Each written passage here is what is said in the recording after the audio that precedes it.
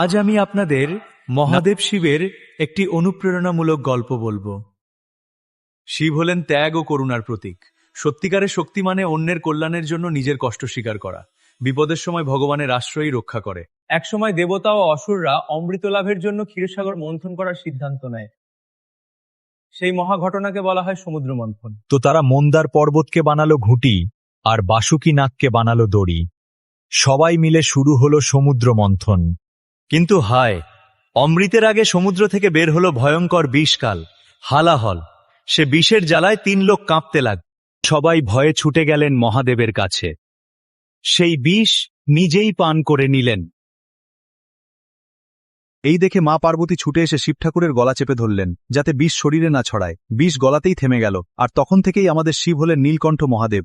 ওম নমঃ শিবায়, হর হর ভোলে নমঃ শিবায়। সোমেশ্বরই সোমেশ্বরই, হর হর ভোলে নমঃ শিবায়।